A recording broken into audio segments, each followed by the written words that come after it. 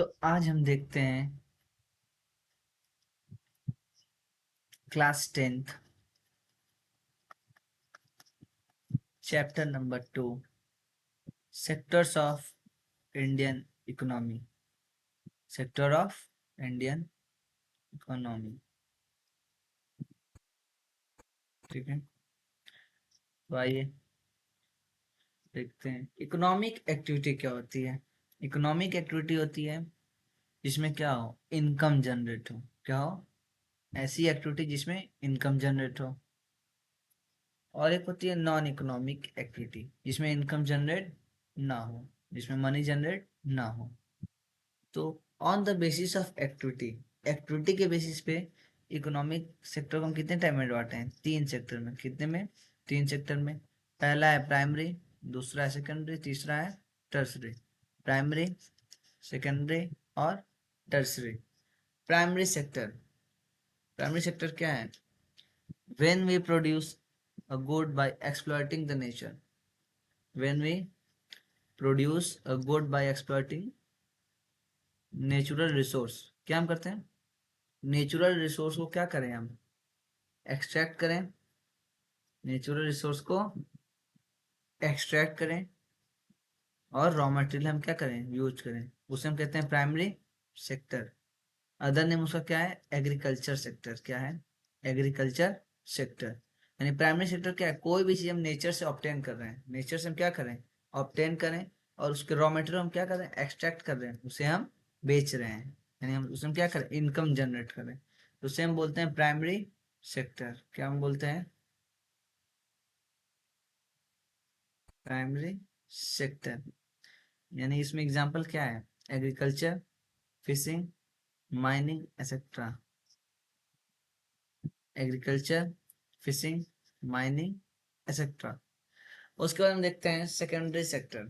यानी primary sector हो गया ऐसा एक्टिविटी जिसमें क्या हो, हम नेचर के द्वारा ऑब्टेन कर रहे हैं रिसोर्स। रिसोर्स जो है, मटेरियल जो है, वो हम क्या कर रहे हैं? नेचर द्वारा ऑब्टेन कर रहे हैं। उसके बाद हम देखते हैं सेकेंडरी सेक्टर। यानी इसमें क्या है? Activity involves in the conversion of raw material into finish good. यानी जो रॉ मटेरियल है उसको हम क्या कर रहे हैं? फिनिश गुड में कन्वर्ट कर रहे हैं। रॉ मटेरियल को हम फिनिश गुड में कन्वर्ट कर रहे हैं। जैसे क्या हो जाएगा?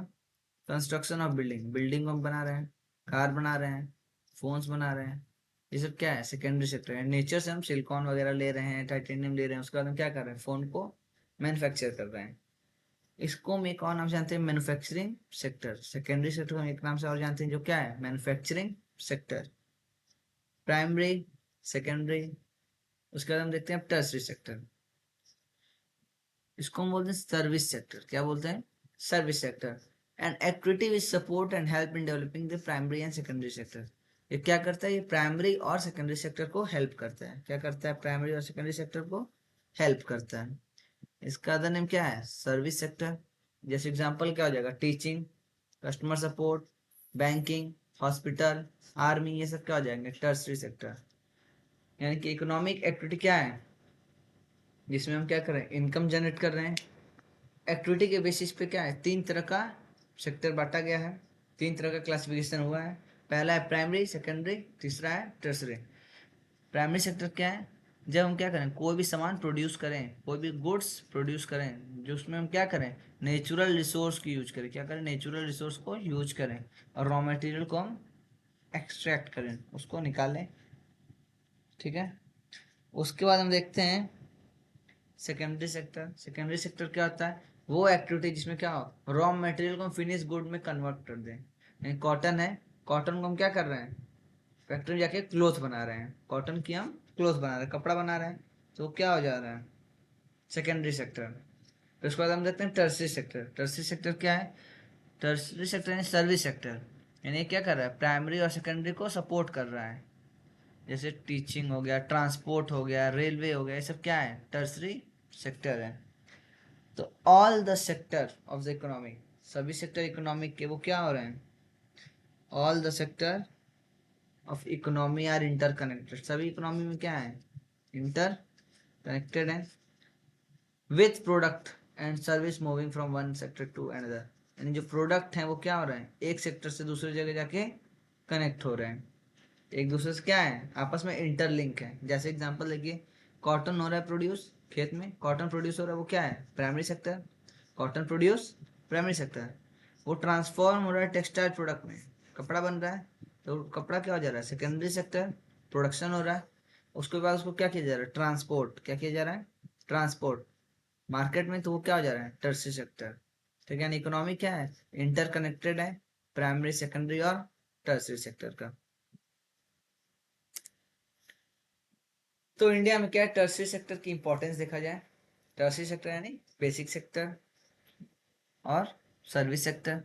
देखिए, the tertiary sector has become the largest producing sector in India. India में क्या है, लार्जेस्ट प्रोड्यूसिंग सेक्टर है, सबसे ज्यादा प्रोडक्शन टर्सरी सेक्टर में ही होता है। Due to the development of essential service, क्योंकि सर्विस क्या हुआ है, ज्यादा डेवलपमेंट हुआ है। जैसे क्या हुआ है, hospitals, schools, banks, police and army, which are part of tertiary sector, जो कि क्या है, टर्सरी सेक्टर का पार्ट है। उसके बाद हम देखते हैं, growth of the primary and secondary sector has also contributed to the development of tertiary sector as they are interdependent. यानी तीनों क्या है, आपस में लिंक है, तीनों सेक्टर क्या है, आपस में लिंक है। तो जब प्राइमरी और सेकेंडरी सेक्टर की ग्रोथ हो रही है, तो ऑटोमेटिकली क्या होगी, टर्सरी सेक्टर की ग्रोथ होगी। यानी एग्रीकल्चर प्रोडक्शन अगर बढ़ेगा, मान एग्रीकल्चर प्रोडक्शन बढ़ेगा, तो जो बिस्कुट बनाने वाली फैक्ट्री है, मैदा बनाने वाली जो फैक्ट्री है, जो और भी चीजें बनाने वाली फैक्ट्री हैं फूड से रिलेटेड, किसान जैम, वो सब क्या होंगे, सेकेंडरी सेक्टर। वो भी क्या होगा, इंडस्ट्री बढ़ेगी। और जब प्राइमरी सेक्टर बढ़ा, सेकेंडरी सेक्टर बढ़ा, तो ट्रांसपोर्ट के लिए क्या होगा, रोडवेज और अच्छा हो जाएगा, मशीन्स और आएंगी, ट्रांसपोर्ट के लिए व्हीकल्स और बनेंगे। तो यहाँ टर्सरी सेक्टर भी क्या हो रहा है, अपने आप डेवलप हो रहा है। ठीक है, क्या हो रहा है, अपने आप डेवलप हो रहा है, क्योंकि ये तीनों क्या है, आपस में इंटरडिपेंडेंट हैं। क्या है, तीनों आपस में इंटरडिपेंडेंट हैं। The increase in people income level, यानी क्या हो रहा है, इनकम लेवल अगर किसी का बढ़ रहा है, level has raised the demand for service, वो क्या करेगा, अब पैसा किसी का बढ़ा, इनकम बढ़ा, तो सर्विस डिमांड करेगा। वो क्या चाहेगा, बाहर खाना चाहेगा, शॉपिंग करने जाना चाहेगा, पिक्चर देखना चाहेगा, घूमने जाएगा, टूरिज्म करने, जो कि क्या है, टर्सरी सेक्टर का पार्ट है, जो क्या है, टर्सरी सेक्टर का पार्ट है।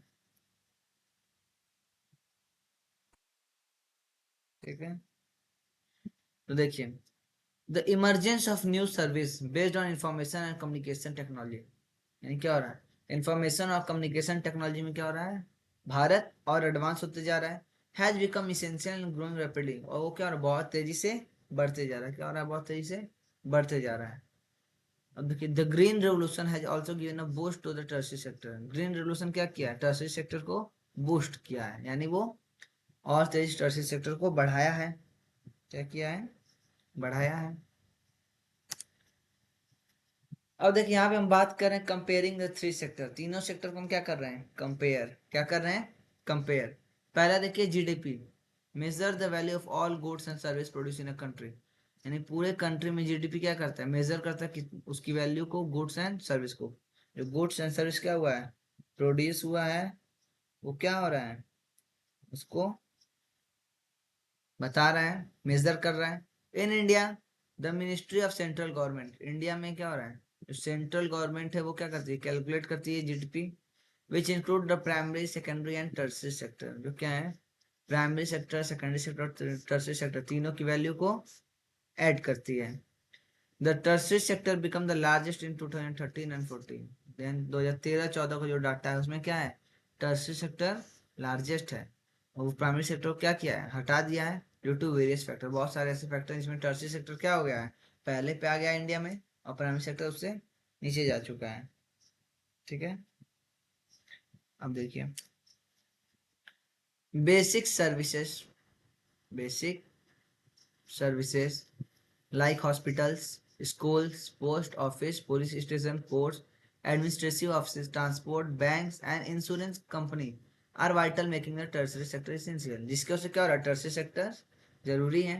टर्सरी सेक्टर क्या है, बेसिक सर्विसेज कहा जाता है, जैसे हॉस्पिटल हो गया, स्कूल हो गया, पोस्ट ऑफिस हो गया, ये सब क्या है, हमारे बेसिक नीड्स हैं। ठीक है, ठीक है, क्या है वो, बेसिक नीड है। उसके बाद देखिए, the growth of agriculture and industry has contributed to the expansion of service like transport, trade and storage. अब जैसे जैसे क्या हो रहा है, ग्रोथ हो रहा है एग्रीकल्चर में। एग्रीकल्चर में क्या हो रहा है, ग्रोथ। एग्रीकल्चर में क्या हो रहा है, growth. Industry has contributed to the expansion of service. जैसे एग्रीकल्चर में ग्रोथ हुआ, अनाज क्या हुआ, प्रोडक्शन ज्यादा हुआ, तो ट्रांसपोर्ट क्या करना होगा, और जगह जाएगी। ट्रांसपोर्ट क्या होगा, जहाँ पे और ज्यादा बेचा जाएगा, ट्रेड यानी बढ़ेगा, व्यापार बढ़ेगा। और हम उसे क्या करेंगे, स्टोर करके भी रखेंगे, यानी स्टोर के लिए हम बहुत सारे स्टोर हाउस बनवाएंगे। एज इनकम राइजेस, जैसे ही क्या होगा, इनकम बढ़ेगा, डिमांड बढ़ेगी घूमने के लिए, प्राइवेट हेल्थ के लिए, एजुकेशन क्या होगी, इंक्रीज होगी। ठीक है, समझ में आया। अब देखिए, एज इनकम राइजेस, डिमांड क्या हो रहा है, बढ़ रहा है। इंफॉर्मेशन एंड कम्युनिकेशन टेक्नोलॉजी क्या है, emergence of emergence of new services, क्या हो रहा है, नई सर्विसेज बढ़ रही हैं। जैसे क्या हो रहा है, fuelling growth of the tertiary sector in recent year. अभी हाल में क्या हुआ है, टर्शियरी सेक्टर में ग्रोथ बहुत ज़्यादा देखने को मिला है। यहाँ पे देखिए ग्राफ मिला है, क्या है यहाँ पे देखिए डाटा, 1973 टू 74 तक क्या है, ब्लू प्राइमरी सेक्टर, ऑरेंज जो है सेकेंडरी, और ग्रीन है टर्सरी। और उसके बाद ये 2013 और 14 का डाटा। इसमें देखिए यहाँ रुपीज इन करोड़ लिखा हुआ है, यानी कितना करोड़ का इकोनॉमिक एक्टिविटी हो रही थी। तो देखिए सबसे ज़्यादा ग्रोथ कहाँ देखने को मिली है, टर्सरी सेक्टर में। सबसे ज़्यादा ग्रोथ कहाँ मिली है, टर्सरी सेक्टर में। ठीक है,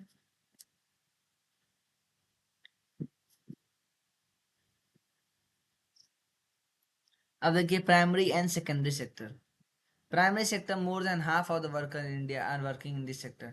यानी प्राइमरी सेक्टर में क्या हो रहा है कि आधे, मोर देन हाफ यानी आधे से ज्यादा लोग जो वर्कर्स हैं वो किस में है, प्राइमरी सेक्टर में। किस में है, प्राइमरी सेक्टर में है। Contributes on A quarter of the GDP, यानी उसका 1/4 पार्ट क्या कर रहा है, जीडीपी में उसका कंट्रीब्यूशन है। यानी वर्कर्स कितने काम कर रहे हैं, मोर देन हाफ, आधे से ज्यादा, लेकिन कंट्रीब्यूशन कितनी है, क्वार्टर, यानी 25% से भी कम। सेकेंडरी एंड टर्शियरी सेक्टर देखिए, this sector employ less than half of the people, यानी आधे लोगों से भी क्या है, सेकेंडरी और टर्शियरी सेक्टर कम लोग हैं। ठीक है, प्राइमरी सेक्टर से, प्राइमरी सेक्टर में क्या है, ज़्यादा लोग हैं, सेकेंडरी और टर्शियरी में कम लोग हैं। Contribute to product creation and produce 4/5 और टोटल प्रोडक्ट, यानी प्रोडक्ट कितना हो रहा है, 4 से 5 गुना क्या हो रहा है, प्रोडक्ट फॉर्मेशन में। ये जितने लोग वर्कर हैं वो क्या कर रहे हैं, 4 से 5 गुना प्रोड्यूस कर रहे हैं सामान। उसके बाद हम देखते हैं अंडर एम्प्लॉयमेंट या फिर डिसगाइज एम्प्लॉयमेंट। क्या हम बोलते हैं, अंडर एम्प्लॉयमेंट या फिर डिसगाइज एम्प्लॉयमेंट। ठीक है, देखिए अंडर एम्प्लॉयमेंट और डिसगाइज अनएम्प्लॉयमेंट, डिसगाइज एम्प्लॉयमेंट, ये क्या होता है, occur when more people are working than required. ये कब होता है अंडर एम्प्लॉयमेंट, जब ज्यादा वर्कर क्या हो, एम्प्लॉय हो, ज्यादा लोग काम करें, जबकि काम क्या हो, कम लोगों की हो।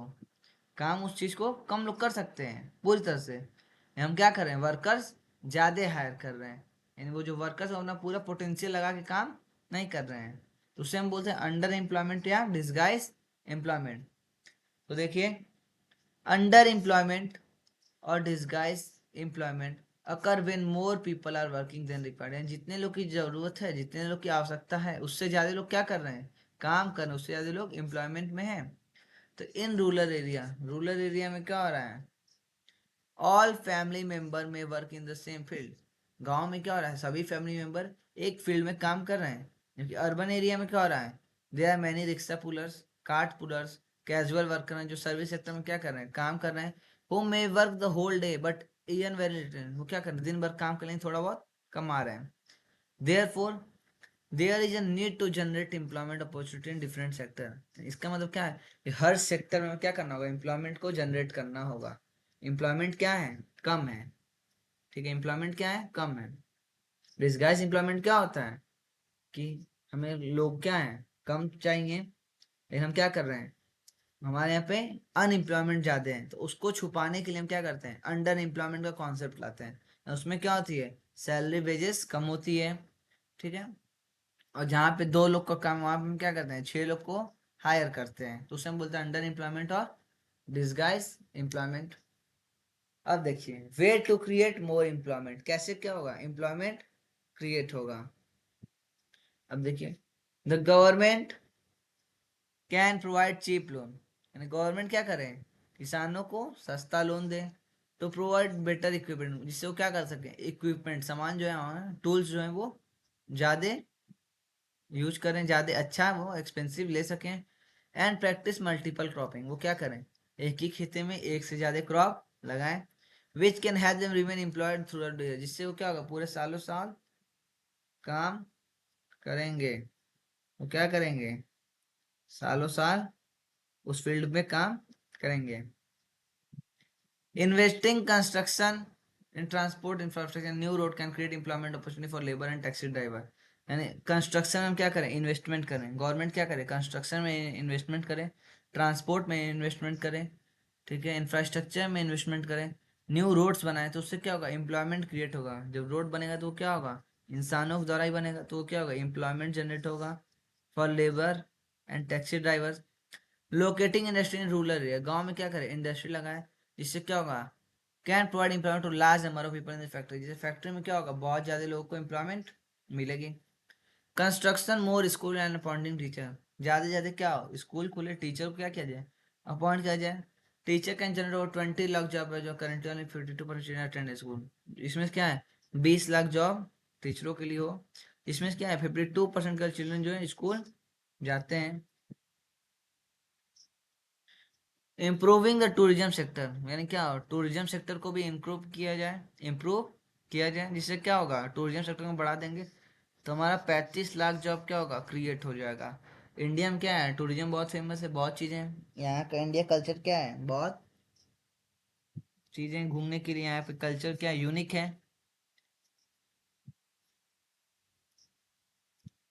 अब देखते हैं national rural employment guarantee act, ठीक है, ननरेगा, इसको लेटर क्या किया गया था, नाम चेंज करके मगन रेगा किया था, मगन रेगा, जो क्या था, गारंटी था कि 100 दिन तक आपको क्या मिलेगी, एम्प्लॉयमेंट मिलेगी पर ईयर, यानी हर साल क्या होगा, 100 लोग दिन का, 100 दिन का आपको वर्क मिलेगा।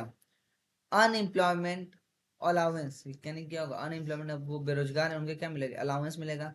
Are provided if the government fails to provide employment, यदि गवर्नमेंट क्या करेगी, एम्प्लॉयमेंट नहीं दे पाएगी, अब वो काम नहीं दे पाई, तो क्या करेगा, अनएम्प्लॉयमेंट अलाउंस देगा, यानी उसको पैसा उतना मिलेगा, क्योंकि सरकार ने क्या किया है, वादा किया कि 100 दिन तक उन्हें काम देंगे। It is available in 625 district, ये इसको क्या है, 625 डिस्ट्रिक्ट में ये अवेलेबल है। और इसे कहा जाता है राइट टू वर्क, यानी काम करने का अधिकार है आपका, तो काम करने का अधिकार है, वो काम क्या कर रहा है, मिल नहीं रहा है, तो गवर्नमेंट क्या की है, 100 दिन का वर्क गारंटी की है, क्या वो काम मिलेगा। उसके बाद हम देखते हैं organise and unorganise, organise and unorganise. Organise sector क्या होता है, रजिस्टर्ड बाय द गवर्नमेंट, यानी ऑर्गेनाइज सेक्टर क्या होता है, गवर्नमेंट के द्वारा रजिस्टर होता है। Worker have job security, worker के पास क्या होता है, जॉब सिक्योरिटी होता है, उन्हें कभी भी निकाला इस तरह नहीं जा सकता बिना किसी रीजन के। Government working condition and safe environment, working condition क्या होती है, अच्छी होती है, और इन्वायरमेंट क्या होता है, सेफ होता है। फिक्स वर्किंग आवर होती है, टाइम क्या होगी, फिक्स होगी। और यदि वो टाइम के बाद वो ओवर टाइम करे तो उसका क्या होगा, एक्स्ट्रा पेमेंट मिलता है, और उसको पेड लीव मिलता है, हॉलीडे लीव मिलता है, और प्रोविडेंट फंड भी मिलता है, ठीक है। उसके बाद हम देखते हैं अनऑर्गेनाइज सेक्टर, क्या हम देखते हैं, unorganise sector not registered by the government, unorganise sector क्या है, गवर्नमेंट के द्वारा रजिस्टर नहीं किया गया है। No job security for workers, यानी क्या हो, कोई भी जॉब सिक्योरिटी ना मिले। ऑफ्टन अनसेफ, ये क्या होता है, अनसेफ होता है, कभी भी नौकरी से निकाला जा सकता है। लैक प्रोटेक्टिव इक्विपमेंट, यानी प्रोटेक्शन इसमें नहीं मिलता है जॉब के लिए, कभी भी आपको बिना रीजन के निकाला जा सकता है। नॉट फिक्स्ड वर्किंग आवर, यानी कोई भी वर्किंग आवर फिक्स नहीं है। और कैन बी इरेगुलर, कभी भी वो आपको बुला सकते हैं काम के लिए। कोई एक्स्ट्रा पेमेंट जनरली हमें देखने को नहीं मिलता है ओवर टाइम करने पे। कोई हमें पेड लीव नहीं मिलता है, हॉलीडे पे नहीं मिलता है, प्रोविडेंट फंड नहीं मिलता है। तो ये क्या है, ये अनऑर्गेनाइज सेक्टर है। ऑर्गेनाइज सेक्टर क्या है, गवर्नमेंट द्वारा रजिस्टर होता है। अनऑर्गेनाइज सेक्टर गवर्नमेंट द्वारा रजिस्टर नहीं होता है, ठीक है। अब हम कैसे प्रोटेक्ट करेंगे।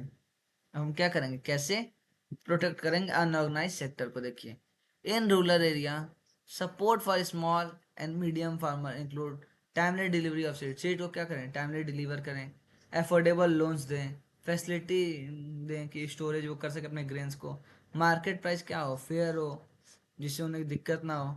अर्बन एरिया में क्या करें, लेबर को सपोर्ट करें, स्मॉल इंडस्ट्री को सपोर्ट करें, फेवरेबल लेबर लॉ बनाएं तो उन्हें क्या करें, कभी वैसे निकाला ना जाए। स्मॉल बिजनेसमैन के लिए कुछ पॉलिसीज बनाए गवर्नमेंट। उसके बाद क्या देखते हैं, protection for people in the unorganise sector, यानी अनऑर्गेनाइज सेक्टर में क्या हो, लोगों को प्रोटेक्शन मिले। Eliminating discrimination based on caste, caste के बेसिस पे क्या हो, भेदभाव ना हो, बैकग्राउंड के बेसिस पे भेदभाव ना हो। पर्टिकुलरली फॉर बैकवर्ड कम्युनिटी, जो बैकवर्ड कम्युनिटी उनके साथ क्या होता है, कभी कभी डिस्क्रिमिनेशन हो जाता है, जो कि हमें भेदभाव नहीं करना चाहिए। उसके बाद देखा जाता है पब्लिक सेक्टर और प्राइवेट सेक्टर। क्या हम देखते हैं, पब्लिक सेक्टर और प्राइवेट सेक्टर। पब्लिक सेक्टर क्या होता है, on and control by government, यानी जिसे कौन कंट्रोल करता है, गवर्नमेंट। प्राइवेट सेक्टर क्या होता है, ऑन और मैनेज बाय इंडिविजुअल, यानी वो क्या होता है, इंडिविजुअल के द्वारा देखा जाए या फिर प्राइवेट कंपनियों के द्वारा, तो वो है प्राइवेट सेक्टर। अगर उसे कंट्रोल करे गवर्नमेंट, या जिसको मालिक हो क्या हो, गवर्नमेंट। मेन ऑब्जेक्टिव क्या है पब्लिक सेक्टर का, लोगों का भला करना, लोगों का वेलफेयर करना और सोशल डेवलपमेंट करना। क्या करना, समाज का विकास करना। और प्राइवेट सेक्टर क्या है कि प्रॉफिट को अर्न करना, प्रॉफिट करना, वो क्या उनका मेन ऑब्जेक्टिव, मेन उद्देश्य है। फिर पब्लिक सेक्टर में क्या होता है, ऑफ्टन कवर रिमोट और less profitable area. Public welfare के लिए हम क्या करते हैं, ऐसी जगह भी हम इंडस्ट्री लगाते हैं जिससे क्या हो, हमारा प्रॉफिट कम होगा, लेकिन हम क्या करेंगे, कुछ लोग को हम एम्प्लॉयमेंट जनरेट कर देंगे, तो उससे क्या होगा, हम लोगों का वेलफेयर कर रहे हैं। तो पब्लिक सेक्टर इन चीज का ध्यान देता है कि लोगों का क्या हो, वेलफेयर हो। और प्राइवेट सेक्टर क्या करता है, प्रॉफिट जनरेटिंग करता है, तो हाई डिमांडिंग एरिया में रहेगा। Funded through tax and government revenue, यानी पब्लिक सेक्टर को फंड कौन करता है, टैक्स, जो हम लोग टैक्स पे करते हैं, और गवर्नमेंट का जो रेवेन्यू, गवर्नमेंट का जो पैसा है।